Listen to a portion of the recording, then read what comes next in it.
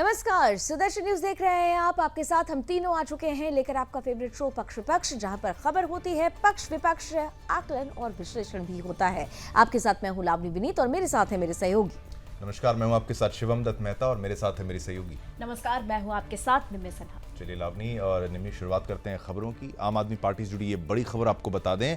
आम आदमी पार्टी के ओखला से विधायक अमानतुल्लाह खान के घर पर सोमवार सुबह ईडी की टीम पहुंची। उन्होंने सोशल मीडिया प्लेटफॉर्म एक्स पर पोस्ट साझा कर इस बात की जानकारी दी। ईडी की टीम ने घंटों तलाशी के बाद अमानतुल्लाह को गिरफ्तार कर लिया। तलाशी अभियान के बाद ईडी विधायक को अपने साथ लेकर गई है और वहीं आप पार्टी का दावा है कि अमानतुल्लाह खान को हिरासत में ले लिया गया है। इस बीच दिल्ली में सुरक्षा व्यवस्था भी बढ़ा दी गई है। ईडी कार्यालय के आसपास स्थित सभी मार्गों को बंद कर दिया गया है। इस गिरफ्तारी पर आप विधायक अमानतुल्लाह खान ने ये कहा कि ईडी के लोग मेरे आवास पर सर्च वारंट के नाम पर मुझे अरेस्ट करने आए हैं। सर्च वारंट के नाम पर उनका उद्देश्य केवल मुझे गिरफ्तार करना है। मुझे ही नहीं, मेरी पूरी पार्टी को तंग किया जा रहा है। उनका मकसद है केवल मुझे और मेरी पार्टी को तोड़ना। आपको बता दें कि बीते अप्रैल माह में प्रवर्तन निदेशालय यानी ईडी ने वक्फ बोर्ड नियुक्ति मामले से जुड़े घोटाले के आरोप में आम आदमी पार्टी के विधायक अमानतुल्लाह खान से 13 घंटे पूछताछ की थी। अमानतुल्लाह खान पर दिल्ली वक्फ बोर्ड के अध्यक्ष रहते 32 लोगों की अवैध रूप से नियुक्ति का आरोप है। वक्फ बोर्ड की संपत्तियां अवैध रूप से किराए पर देने का भी आरोप है। उनके कुछ करीबियों के ठिकानों पर एजेंसी ने छापे भी मारे थे। इससे पहले दिल्ली राउज एवेन्यू कोर्ट ने अमानतुल्लाह खान को उनके खिलाफ प्रवर्तन निदेशालय यानी ईडी की शिकायत पर दर्ज मामले में जमानत दी थी। अभी आप विधायक जमानत पर। ये देखिए, ये पूरी खबर का आपने अगर हिसाब किताब समझेंगे तो इसमें वक्फ एंगल जो बिल्कुल साफ आता है। जो कहा जाता था कि कुछ विशेष लोगों की पकड़ वक्फ बोर्ड पर है और अमानतुल्लाह खान को जब पुलिस पकड़ने भी पहुंची थी तो भी वो कह रहे थे कि मेरे अंदर मेरी माता हैं, मेरी मदर इन लॉ अंदर है। तो जो अफसर था उसने यहाँ तक कहा था कि आप बाहर आ जाएं, आपको हम बाहर से ले जाएंगे। आप जो शोर मचा रहे हैं उससे आपकी मदर इन लॉ को ज्यादा परेशानी होगी। खबर आपने जानी, अब इस खबर का पक्ष जानिए लावनी से।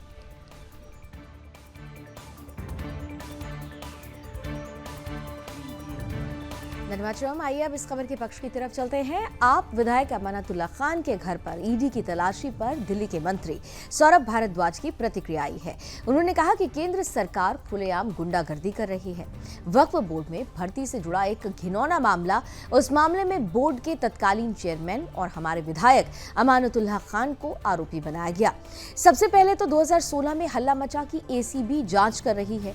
एसीबी यानी एंटी क्राइम ब्यूरो की बात हो रही है, उनसे पूछताछ की गई और उन्हें गिरफ्तार भी किया गया।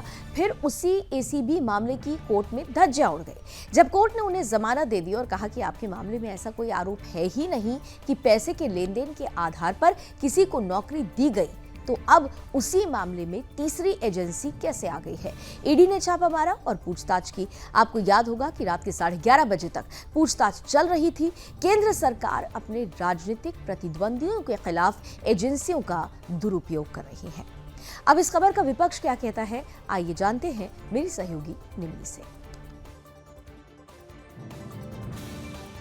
इस तरीके से खुल्लम खुल्ला केंद्र सरकार की गुंडागर्दी चल रही है। ये गुंडागर्दी है।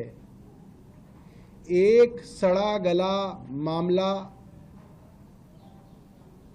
वक्फ बोर्ड में भर्तियों से जुड़ा हुआ मामला,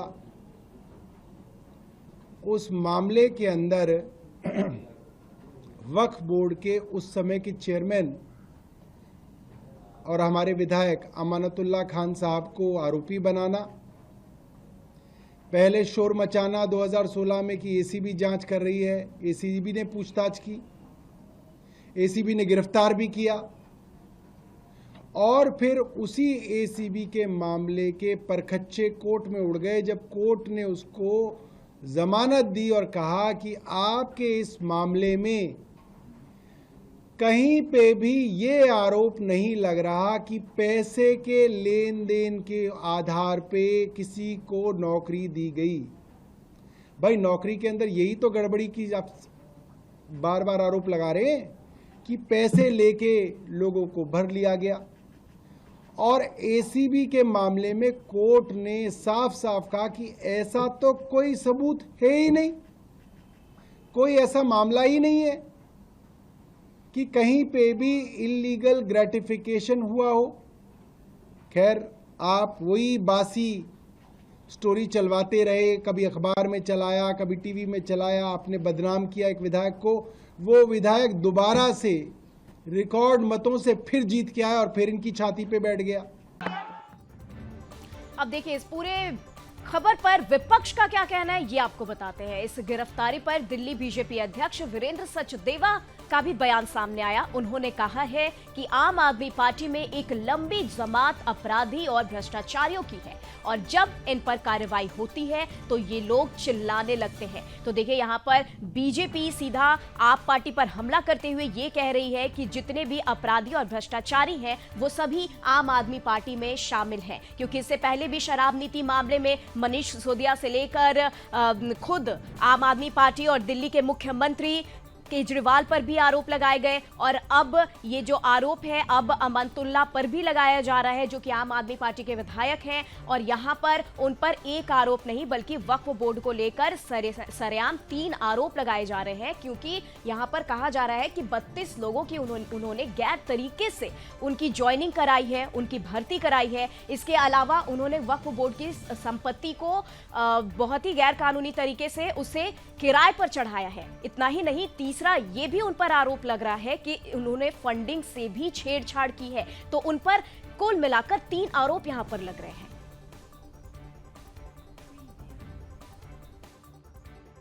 आम आदमी पार्टी में एक लंबी जमात अपराधियों और भ्रष्टाचारियों की है और जब उन पर कानून कार्रवाई करता है तो ये चिल्लाने लगते हैं। दिल्ली वक्फ बोर्ड जैसी संस्था में भ्रष्टाचार करने वाले, गबन करने वाले अमानतुल्लाह खां, जो गाहे बगाहे अपनी गुंडई के लिए चर्चा में भी रहते हैं, आज जब जांच एजेंसी अपनी कार्रवाई कर रही है तो अब देखिए चारों तरफ हो हल्ला। अरे अगर आपने चोरी की है, अपराध किया है तो आपको उसका जवाब देना पड़ेगा। क्यों? क्योंकि इस देश में कानून का शासन है और कानून मियां सबके लिए बराबर है। तो ये जो आम आदमी पार्टी कह रही है कि भाई ये फंसाया जा रहा है, कोई निर्दोष हैं, इनके ऊपर 18 FIR हैं। आप सोचिए, हिस्ट्री शीटर कहा जाता है। 2016 में भी ये एक महिला को धमकी देने के चक्कर में भी अरेस्ट हो चुके हैं और एक हैबिचुअल एक क्रिमिनल के रूप में अमानतुल्लाह खान को आप समझिए दंगे भी करा चुके हैं। एक छोटा सा पश्चिम बंगाल की। पश्चिम बंगाल में एक प्रशिक्षु डॉक्टर से दुष्कर्म और उसकी हत्या के विरोध में देश भर में नाराजगी है। वहीं राज्य में हंगामा भी जारी है, तनाव भरे हालात बने हुए हैं। इन सब के बीच राज्य सरकार ने बंगाल विधानसभा का 2 दिवसीय विशेष सत्र बुलाया है। इस सत्र में एक विधेयक पेश किया जाएगा जिसमें दुष्कर्म और हत्या के दोषियों को मृत्यु दंड की सजा सुनिश्चित करने का प्रस्ताव है। विशेष सत्र आज शुरू होगा और प्रस्तावित विधेयक मंगलवार को पेश किए जाने की पूरी संभावना है। बता दें, इस विशेष सत्र को आयोजित करने के प्रस्ताव को 28 अगस्त को मंजूरी दी गई थी। मुख्यमंत्री ममता बनर्जी ने घोषणा की थी कि दुष्कर्म करने वालों को मौत की सजा सुनिश्चित करने के लिए सत्र में मौजूदा कानूनों में संशोधन पारित किया जाएगा। मुख्यमंत्री ममता बनर्जी ने बुधवार को तृणमूल छात्र परिषद की स्थापना दिवस पर ऐलान किया था कि अगले सप्ताह बंगाल विधानसभा का विशेष सत्र बुलाकर ये विधेयक पारित कराया जाएगा। मुख्यमंत्री की घोषणा के कुछ घंटों बाद ही शाम में राज्य सचिवालय नवान्न में राज्य मंत्रिमंडल की बैठक हुई और उसमें विधानसभा का विशेष सत्र के आयोजन को मंजूरी दे दी गई थी। अब खबर में अपडेट क्या है और इसका पक्ष क्या है, ये आपको लावनी बताएंगे।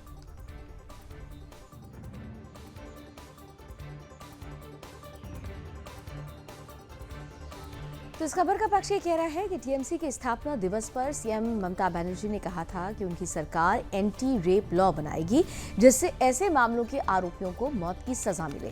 मैं सभी गुटों से कोलकाता कांड के आरोपियों के लिए मृत्युदंड की मांग को लेकर 31 अगस्त को प्रदर्शन करने का आग्रह करती हूँ। ये उस समय उन्होंने कहा था। महिलाओं से 1 सितंबर को दुष्कर्म के आरोपियों को मृत्युदंड दिलाने के लिए कानून में बदलाव की मांग करते हुए विरोध करने का आग्रह करती हूँ। इससे पहले कोलकाता रेप मर्डर केस के विरोध में बुलाए गए बंगाल बंद को लेकर भाजपा पर कटाक्ष करते हुए मुख्यमंत्री ने कहा था कि भगवा पार्टी पीड़िता के लिए न्याय नहीं चाहती, केवल बंगाल को बदनाम करने की कोशिश कर रही है। अब राजनीति वैसे हर पार्टी जमकर कर रही है। ममता बनर्जी कह रही हैं कि केवल बीजेपी ये पार्टी कर रही है, लेकिन धरना के माध्यम से शक्ति प्रदर्शन का दौर ममता बनर्जी की सरकार ने भी दिखाने का प्रयास किया है। अब इस खबर पर विपक्ष क्या कहता है, आइए जानते हैं निम्मी से।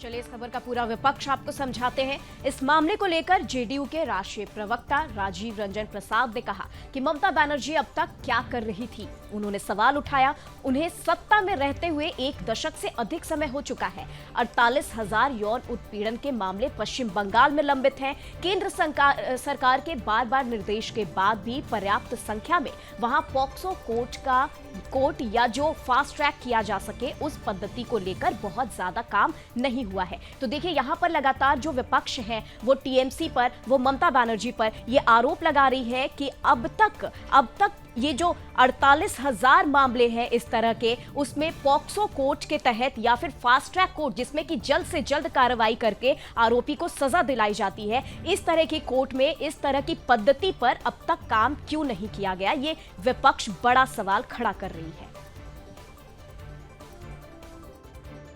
अब तक क्या कर रही थी? 1 दशक से ज्यादा सत्ता में रहते हुए उन्हें हो गया और 48,000 यौन उत्पीड़न के मामले पश्चिम बंगाल में लंबित हैं। केंद्र सरकार के बार-बार के निर्देश के बाद भी तो धरने का दौर जारी है। ममता बनर्जी मौत के लिए कानून लेकर आने वाली हैं, लेकिन जिस कानून की वो बात करनी है, अगर समय रहते ये कानून बन गया होता तो शायद डॉक्टर बिटिया आज हमारे बीच होती। चलिए, बाहुबली नेता शहाबुद्दीन के जाने के बाद उसके आतंक के कारोबार को उसका बेटा ओसामा अब आगे बढ़ा रहा है। दरअसल शहाबुद्दीन गरीब और आम लोगों की जमीनों पर अवैध कब्जा करना और गुंडागर्दी में शामिल रहा करता था। आज वही काम उसका बेटा ओसामा कर रहा है और जिस जमीन पर उसके बाप की नजर थी लेकिन वो कब्जा नहीं कर पाया, तो आज उसका आतंकी बेटा ओसामा उस जमीन पर अपनी नजरें गड़ाए हुए है और कब्जा करने की फिराक में है।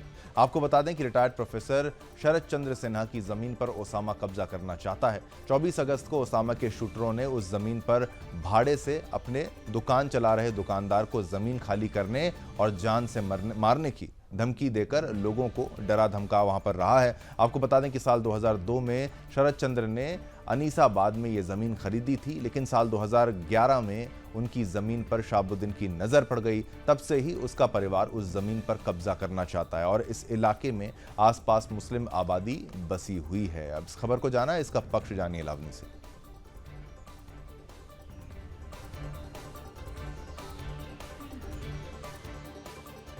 तो इस पूरे मामले के बाद दुकानदार ने जमीन मालिक शरद चंद्र सिन्हा से दुकान खाली करने की बात कही और इसके बाद जमीन मालिक शरद चंद्र ने गर्दनी बाग थाने में आवेदन देकर अपनी जमीन को कब्जे से बचाने की गुहार लगाते हुए जान माल की रक्षा की गुहार लगाई है।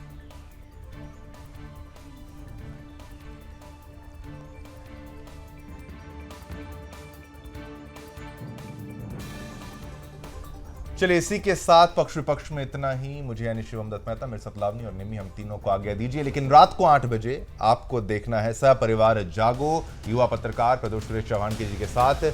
मुद्दा है बंगाल में कब रुकेगी बेटियों से दरिंदगी। रात को 8 बजे जागो।